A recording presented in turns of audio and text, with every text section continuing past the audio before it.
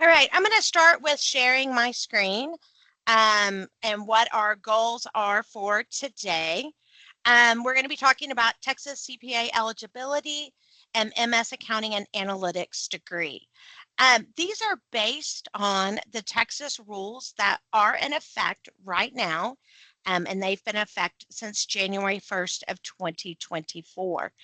What I will tell you is there are changes coming, and so we will talk about that as well, but these are the rules in place right now. Here is a fantastic website. At the end, I will post a resource with all these websites, but here is where we update, to the best of our knowledge, the accounting rules for the state of Texas. This document is a summary of what you currently need to take the CPA exam and get your license in Texas. This is not an official document. It is your responsibility to ensure that you have met all the requirements. And the rules change, and UT Dallas and myself do not assume responsibility or liability for the contents of this document, just the normal disclaimer. I will tell you, I work very closely with the Texas State Board of Public Accountancy. I am one of 4 academics on the qualification committee, which is an advisory to the state board. And so we'll talk about that when we talk about the new rules. So I'm very qualified, I'm very informed, but if the state board says something that we don't expect, they always win. Today we're going to talk about the overview of the requirements, what is in effect now. We'll talk about the MS Accounting degree, and we're going to talk about how they intersect. And so I can't really talk to you about the degree unless you've got the foundation of the CPA requirements, and then we'll talk about how they come together. We then will talk about the briefly the changes to the requirements that will be effective as of August 1st next year. So 13, 14 months from now. And then I'll take questions and answers at the end. All right, so just starting at the foundation, I just want to make sure that everybody is at the same place. To be able to call yourself a CPA and have that license, there are 3 things that you need. The first is you have specific education requirements, and those are going to be determined by the state that you are licensing through. You then will have to take the CPA exam. No matter which state you choose, you take the same exam, and you don't have to physically even be in that state. So I could be sitting for the exam through the state of Florida, but take all of them in a testing center in Texas. The third piece that is required is the work experience. Every state has their own education requirements. Every state has their own work experience requirements. And so as you are looking at what state, I would encourage you to look all the way through licensing, not just the educational requirements. The CPA license, it establishes credibility for you.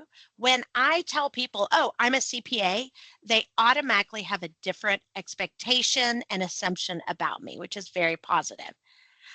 You do have to qualify through a state board of accountancy. So there is no US CPA license. It's a Texas CPA license, Florida, Minnesota.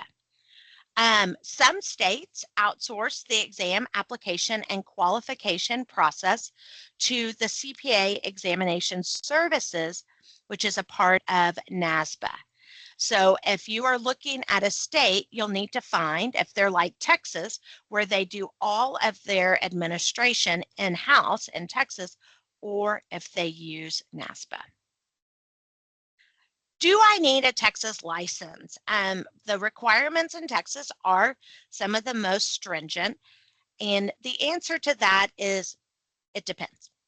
If you plan to work and live in Texas, or if you're planning into going to public accounting, any of the big 4 or the national firms, Your offer letter will often state you must be qualified to license in the state you're working in on day one. And so you definitely need to make sure on that. Um, you can, once you are licensed, which means you have the education, the exam, and the experience, you then can bring your license to Texas, but you can't just take the exams and then transfer it. So do you need a Texas license? Um, I would say if you plan on staying in Texas, yes.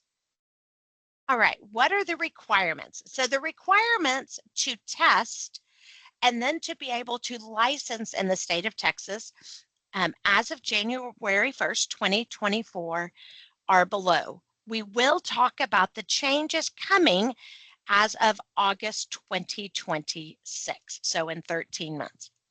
The first thing you need is a bachelor's degree, not any bachelor's degree. It has to be recognized by the board. Included in that, you have to have 21 hours of upper level accounting, including one class in each of the following. So you have to have a financial accounting class. So your intermediate 1 or intermediate 2 counts as that, as long as it is US GAAP based. Financial auditing.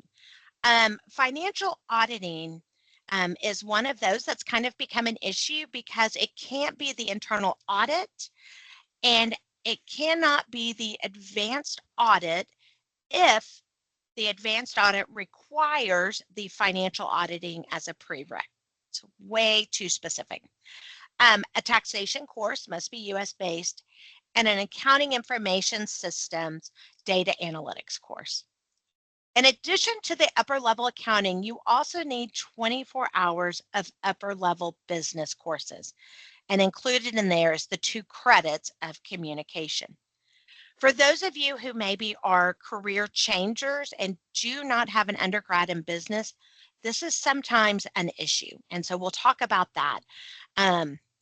Most of the time, what I see students do is they do the combination MS Accounting MBA course. So they end up with 2 degrees to be able to get that upper level accounting and the business. But we will talk about that. So how do you know if the state of Texas is going to accept that undergraduate degree? And how many hours towards that 120, 150? How do you know if the state of Texas is going to accept your accounting hours, your communication, your research, your ethics, your business hours? The only way to know for sure is to tell the state of Texas through the Texas State Board of Public Accountancy that you are wanting to become CPA eligible.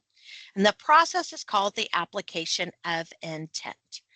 And so the application of intent, there's the website. Once again, I'll put all of these key websites up, but I can tell you, and I will tell you based on my experience, I think that they will, or I'm not sure on this, but at the end of the day, the state board through the AOI process is how you know for sure.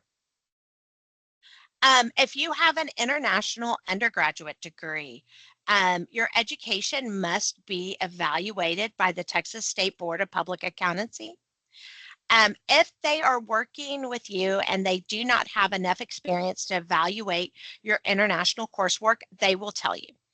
They will then have your coursework sent to the UT Austin Graduate Admissions Center, and there are additional documentation and fees that are required. For schools that they've had many students come through from your undergraduate, a lot of times they don't have to do that. If you're coming from a country or university that they're not familiar with, that is probably going to happen, just so you know. All right, so what are the educational requirements to license? Because we don't want to just take a test. The goal of the test is to put that with your education and your experience to get your license. So in addition to the 120 hours, with the 24 hours of accounting hours, you're going to need an additional 30 credit hours. The risk here is that you take a repeated course. For example, if you took Intermediate Accounting 1 as part of your undergraduate, but got a C in the course, you're going to need to retake it at the graduate level. However, for the 150 hours, the Texas State Board will only count that once. You will need an additional 6 hours of upper level accounting, and included in there is 2 hours of research. You also could have gotten your research as part of the undergrad hours. And then the 3-hour approved accounting ethics course that has been approved and is focused on the Texas ethics. After you pass all 4 parts, so when you finish that 4th part of the exam, you then have 3 years to complete your education to become licensed. All right, so requirements to test, and the idea is while you're testing, you are finishing up your additional hours. Once again, hours from a repeated course only count once. We do have the CPA eligible courses at UT Dallas on our website, and accounting courses that do not count as the upper level accounting are the introductory courses, our accounting for managers, the business law, database, business CPA or business data warehousing, and the CPA review courses. We are always pushing on some of those technology courses, but as of now, these are the ones that have not been approved. So what if you need to get additional accounting hours or your business hours? You've earned your bachelor's degree and maybe you decide you're not going to do all of it here at UT Dallas. There are only 5 approved community colleges in the state of Texas that you can get your hours after you've earned your bachelor's. So if you're still working on your bachelor's degree, you can get any hours at any college. And the one that often comes up is Collin College in Plano, Frisco, McKinney. You would have to do those before you finished your bachelor's. As of now, there are 5 approved community colleges for those business and accounting hours: Austin, Houston, Lone Star, Dallas, and San Antonio. Most, if not all of them, offer an online program as well. All right. So let's talk about the exam. This is what is the fun part, and this is what transitions us from the requirements to the degree, because our goal is that you are not just eligible to test and license, but you are prepared to pass and to perform in your career. January 1st, 2024 was a big day for CPA candidates. Not only did the state of Texas put new rules into effect, but the CPA exam, which is administered by the AICPA, significantly changed the exam. And so what I would say is any information you know about the CPA exam prior to January 1st, 2024 is no longer relevant because the exam changed significantly. There are still 4 sections. Each exam is a 4-hour exam. You can take them in any order. There are 3 core exams: the financial accounting, the auditing, and the taxation. And then you have 1 discipline. And the discipline is your choice so that you can focus on not just the required accounting knowledge, but either tax compliance and planning, or business analysis and reporting, or information systems and controls. The passing score for all of the exams and disciplines is a 75. And once you get your credit, it lives for 2.5 years, for 30 months before it expires. Here's a website, the AICPA. They're called the blueprints, and they tell you exactly what is tested on the exam. As educators, we go through these every single time they put out an update to ensure that our coverage and our courses is still appropriate.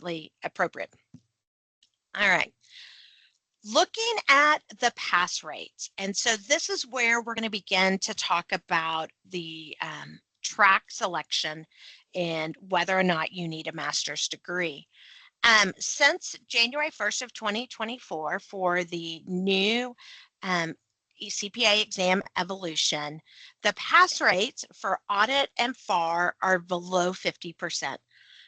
Audit in 2024 was a 46%, And FAR, which is your intermediate accounting, your advanced, is sitting right below 40%. Regulation, which is the tax and law section, is sitting in the low 60s. And so when we look at these, some of the detail that I've seen is that the students with the 120-hour undergrad are just not prepared. And so they're passing at much lower levels, while our students with the master's degrees are passing at a much higher level than these pass rates. So it's all blended together. On the 3 disciplines, and once again, you choose one. You can change your mind on a discipline, so you can take it once and then be like, all right, I'm going to switch. The license is the same without regard to which discipline you took. You'll notice the discrepancy between the disciplines. The business analysis and reporting, which is basically the second half of FAR, is sitting right under 40%. The information systems and controls is the second half of really auditing, is sitting at about 60%. And then the tax compliance and planning is currently the highest one. I will say that the tax compliance and planning pass rate has been coming down. The AICPA doesn't say whether or not they are trying to standardize the pass rates, but it appears that at least ISC and TCP are getting closer together.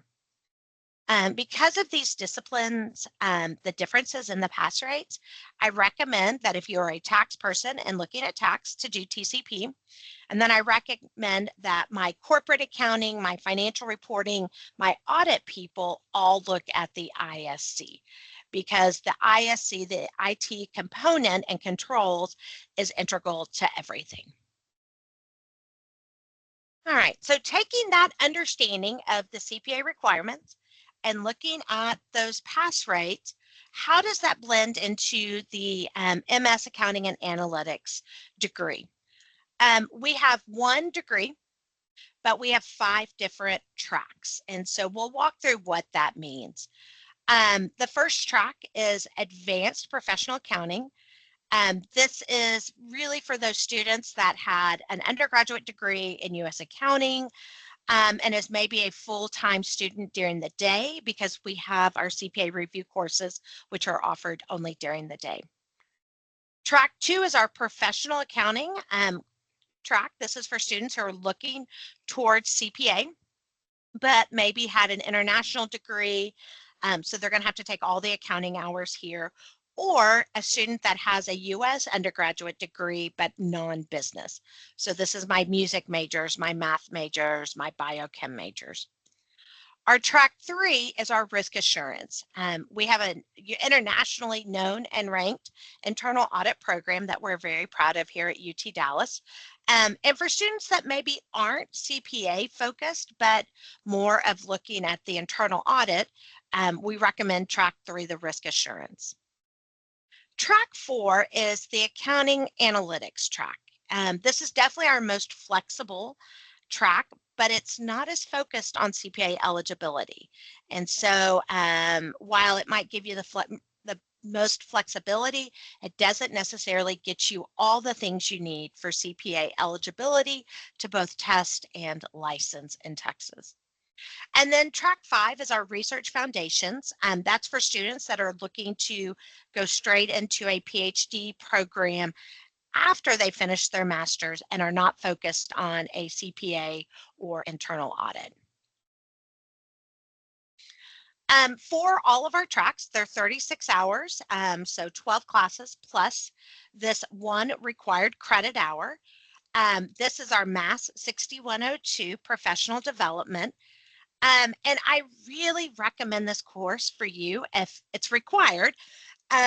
If you are an international student or new to business, because it covers what you need to know in order to get a job here in business. All the tracks have the same 4 required courses, 12 credit hours.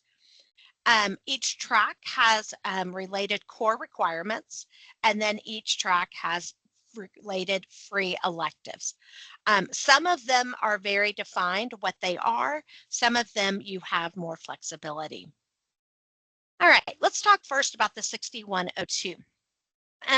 You can get a waiver, which means you do not have to take this course, nor would you need to take something in its place. If you have 2 years of U.S. professional work or a college degree, if you've completed a U.S. internship for university credit, if you complete a UTD JSOM business course, if you are in the MBA cohort, or if you're in the PhD program. So really, people who have worked in the U.S., so they have done all the things, the resume, the interviews, are waived from it. But if that is not you, this is the course that is going to prepare you for this. It's a very well done course, by the way.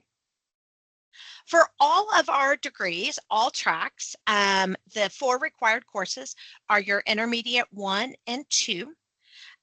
Those must have been taught in English based on US GAAP, so not IFRS, and in the last 6 years. We also have a cost accounting with integrated data analytics as a requirement. Once again, it must have been taught in the last 6 years. And then we have our advanced data analytics course. This is a phenomenal course. You're going to really learn how to work with data, and these all 4 really help prepare you for the CPA, not just for FAR, but also for TCP and for the ISC disciplines. All right, so we're going to walk through the first 4 tracks. We're not going to walk through the 5th one. And towards the end, I will put a document that has all of these tracks in there. All right, so for the first track, once again, this is for students with the U.S. undergraduate degree in accounting. You've got that prereq requirement, the MAS 6102. You can get it waived. You then are going to have the 4 core, intermediate 1 and 2, cost accounting, and advanced. If you took intermediate 1 and 2 as an undergrad in English based on US GAAP in the last 6 years with a score of B or better, you can request a core waiver, which means you don't have to retake that course, but you would need to take another accounting graduate course in its place. The track-related courses for this track are the ethics class, once again, required for Texas CPA, financial statement analysis, tax 2, and advanced auditing. Now, notice on tax 2 and advanced auditing, you require the prereq of tax 1, either at the graduate or undergraduate level, and auditing at the graduate or undergraduate level. If you have taken those, and assuming you have with your U.S. undergraduate degree, then you would just go straight into the higher level. You would have to file a prereq waiver.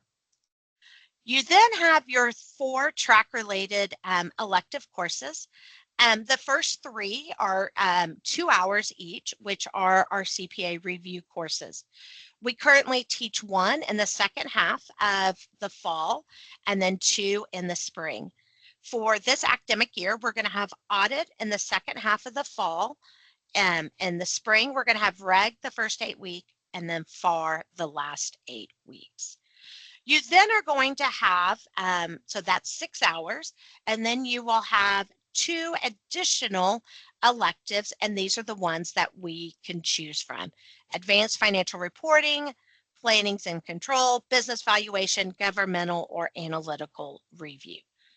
So there's not a lot of flexibility. However, the idea is that most students who qualify for this track would be able to waive all the core and then take 4 additional courses in their place.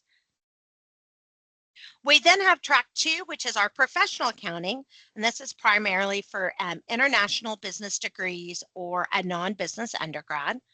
Once again, you have those 4 core courses. If you've taken those and you meet the US GAAP in English last 6 years, B or better, then you would take something in its place. But here, the track-related core include Tax 1 and the auditing course. It includes Tax 2 and the ethics. So all of them are getting you CPA prepared and eligible. You then have to take your 4 electives, one from Set B, which is Database Foundations, Applications, or Financial Statement Analysis. You then have to take one of the Set A, which is the IT Audit, Accounting Information Systems, or Accounting Integrations. You then are required to take the Advanced Auditing course, and then you have one additional elective that you can choose from.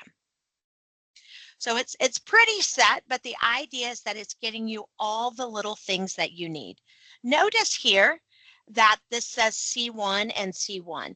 This means that each of these have 1 credit of communications. Notice here, this has the R1 and the R1.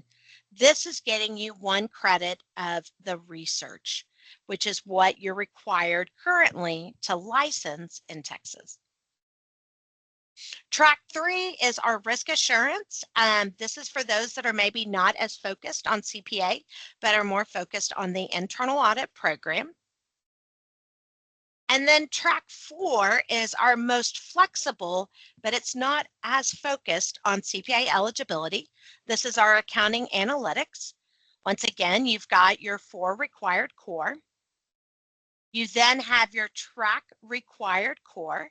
And so you take 2 classes from Set A, Advanced Financial Planning, IT Audit, Financial Statement, and Business Valuation. So you elect 2 of these. If you need the research, if you're doing CPA, then you would definitely want to select the ones with the research. You then select 1 course from this list. Keep in mind the spreadsheet modeling, it's a phenomenal course. However, it does not count towards the business hours or the accounting hours. You then have 1 accounting or JSOM graduate level course you can choose from. We recommend the auditing course so that you have the auditing course you need to sit for the exam, plus that gives you the other research credit you would need. You then have your free elective courses. 6 hours can be any accounting or JSOM graduate course. So 2 need to be any accounting course. We would recommend, if you're looking for CPA, Tax 1 and Tax 2, because notice that's not in here. We recommend, if you're looking at CPA, the 3rd one is ethics, and then you have 1 that is an elective. Sometimes I see students, particularly in this set, not wanting to take any of these courses. Unfortunately, if this is the track you select, you are required to take one of those. All right. So those are the 4 tracks. The waiver minimum requirements, we encourage you to do these as soon as possible, but definitely before the end of your first semester. The waiver, of course, is not required, but you have to take something in its place. It doesn't reduce your 36 hours to 33 hours. You have to have 2 classes in that subject area. For example, if you're looking for a waiver for Intermediate 1, you would need to show the prereq course of Intro to Financial plus the Intermediate 1 that you took. The minimum grade of B, so B- would not count, 6 years, accredited university, and it has to be classroom learning, not credit given for work experience. I work with students who get their waivers denied, and this is what normally is the reason. You must provide the transcript, course description, and syllabus for each waiver course that you are requesting, and it must be the syllabus from the semester that you took it. And so if you took it 5 years ago, you need to find that syllabus from 5 years ago. The current syllabus will not count. You cannot apply for graduation in the same semester, which you're asking for that waiver. So that's why we recommend you do it your very first semester. I know when I approve waivers, the first thing I look at is, do you have the 2 courses and do you have the syllabus provided? If you do not, it's an automatic denial, and I don't even go in and look at the detail. For example, here, if I was doing managerial accounting, I would need to show financial and managerial, the grade, where I took it from, and then also provide those syllabus. If I'm looking to waive cost accounting, I need to show the intro course that was required, the cost accounting course within 6 years, B or better, the transcript and the syllabus for both of those. So if you're already thinking, I'm going to try to get some of these courses waived, get started in particular with getting the right syllabus. For the most part, in the state of Texas, if you took it from a public school, syllabuses are required to be public. If you can't find it online, I would encourage you to call that academic department at that university. All right, let's talk about the CPA timeline. This is based on the current rules with the state of Texas. Once you file your application of intent, you have 2 years, 24 months to sit for your first CPA exam. If you don't, then it expires. You have to refile. You just send them, I think it's $25, and then you will be eligible under the new rules. Once you are eligible, you then will do what's called the eligibility application that says, I'm going to take the CPA exam, and you must sit within 180 days or 6 months. Once you pass the first part of the CPA exam, you have 30 months to pass the rest of them. There were lots of extensions and approvals granted because of the pandemic. However, that is pretty much done. Once you pass all 4 parts of the exam, you then have 3 years to complete that additional requirements to license. So there are some timelines. There is no timeline on getting the work experience, though, currently. Oh, last thing, when should you file your application of intent? If you did your undergrad at UT Dallas, I feel very comfortable with, we can walk through what they will and will not accept. If you did any of your education anywhere else, we will tell you based on our experience what we expect, but things can always change. And so I encourage students to file it maybe their first or second semester. If you are trying to get through this program in less than 2 years, file it as soon as possible. Because as you're planning out your courses, you want to know, what do you need to take, or even more, what do you not need to take? And so I would definitely encourage you to figure that out sooner versus later. If you are classified as a Texas resident for tuition purposes, you are eligible once you file that AOI for scholarships from the Texas State Board. And so that is a really great thing. I know my daughter, she just finished her master's in accounting, got a very nice scholarship from them as well, from her university. So that's another reason to go ahead and do it. What about the new law? All right, in May of 2025, the Texas legislature passed what is called the alternative pathway, which means there's an additional way to become eligible to license for the CPA. This alternative pathway will be effective August 1st of 2026. The current pathway of 120 to test and 150 to license will remain. All right, so what do we know? With the alternative pathway, instead of needing 1 year of work experience, you will now need 2 years of work experience to get that license. The law is intentionally written vaguely. It says that you can license with 120 hours with a bachelor's degree with an accounting concentration. So what does that mean? That is being finalized by the Texas State Board of Public Accountancy. I am on one of 4 academics on the qualifications committee, which is an advisory committee to the Texas State Board. We have had 4 meetings since mid-May. The last one, most recent one, was a week and a half ago, talking about what does that mean. The rules are expected to be finalized in November of 2025. But what I will tell you, my expectation is, now I'm saying expectation, this absolutely probably can and will change, based on our meeting last week, is that there will be 24 to 27 hours of accounting required, and there will still be 21 to 27 hours of business. What those final numbers end up being, we'll have to wait till November. The expectation is that the ethics requirement will stay.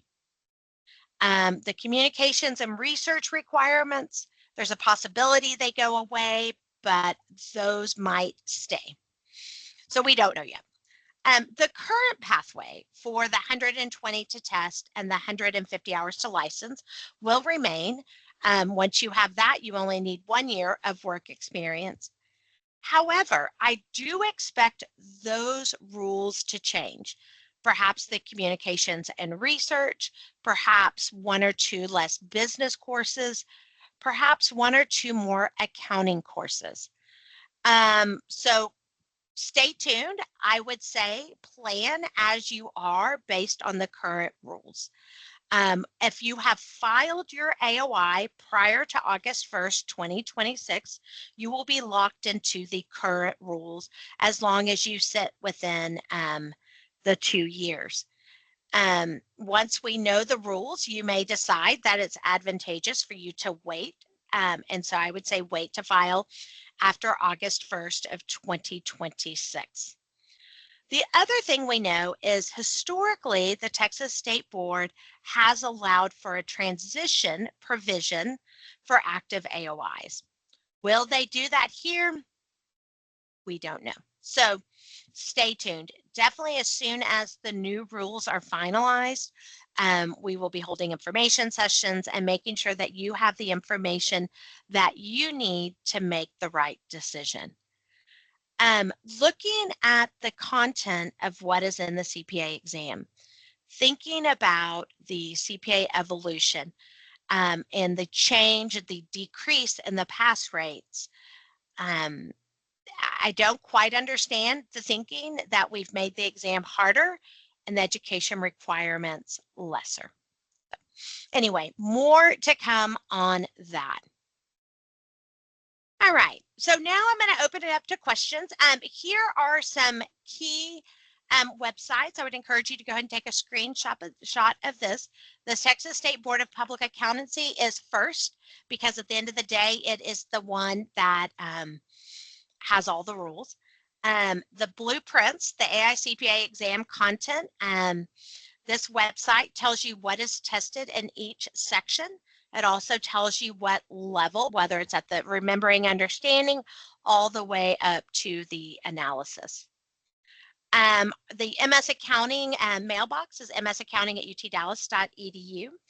Oh, did I even introduce myself? I'm Kathy Zoltan, by the way. I'm a professor of practice here, which means I have more than 15 years of professional experience before I came to education.